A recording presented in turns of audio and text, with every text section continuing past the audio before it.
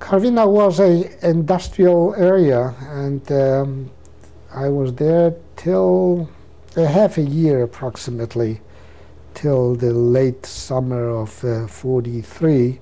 We worked on all kinds of establishments. The Jews were taken to labor camps. Representatives of industry came and selected from these camps people that they needed for their industrial plants. At the workplace, the people of those firms would be in charge. And above that were the police that guarded us.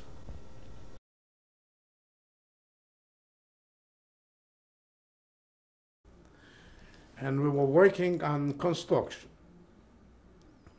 They call it Hochbau und Tiefbau, high building and low and deep building. The job was to dig the ditches for the foundations, to carry the cement, to do all other things.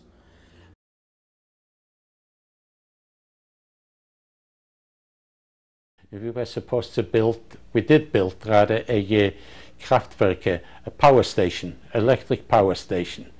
Our job was, well, in the place where I worked, my particular job was to stay in the water knee deep, shovel out the mud.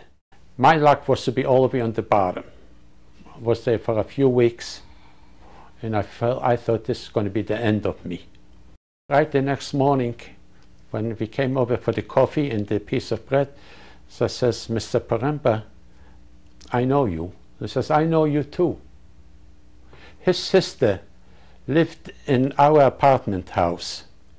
So I says, I recognize you right away, but I just wanted to see how long it's going to take you to have guts in come over to me. I said, well, I was afraid. So first question he asked, where you working? I said, I'm working in the canal colony. That's where we were digging the canal.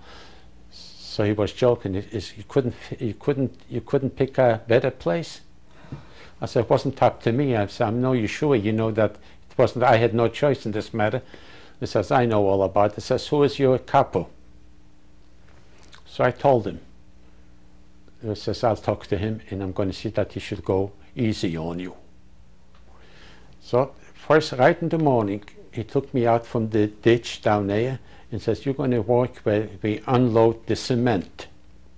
So there were cement used to come in sacks with cement, and we were supposed to, people unloaded the cement. Now two people pick up the sack and they put it on your shoulders.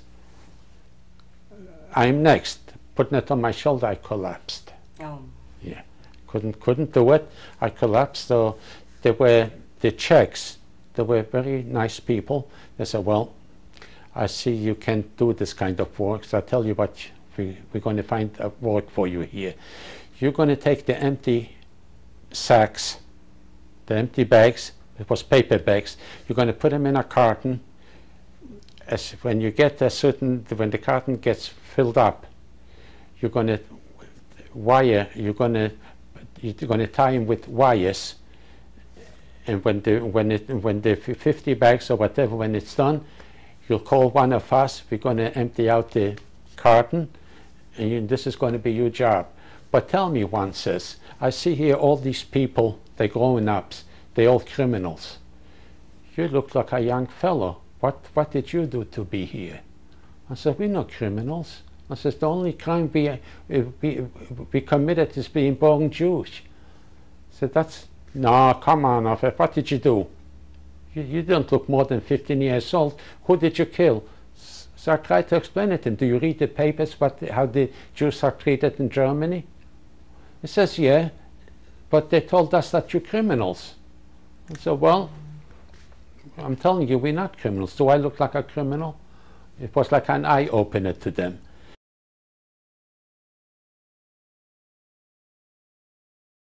During the day, we went out marching to work, and the work was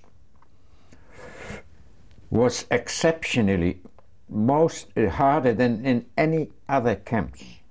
We were actually involved shifting with trolleys, you know, on lines, like the coal miners use it, and under supervision by a German, screaming. We were too young, too skinny, too undernourished to be able to lift them. Other danger was that you could be selected. In any of the camps they had periodical selection, and anyone ill, they didn't even examine you medically. They had a Nazi doctor with a prisoner doctor, and they just inspected, and anyone that looked sick or skinny or ill, you know, without any examination, they just picked them up. They were sent to Auschwitz for liquidation, for gassing. You know, you early to bed, early arise, you know. You know, it came about, I can't recall, 9 o'clock everybody had to be on the bunks, and then the lights were switched off, finished, you know.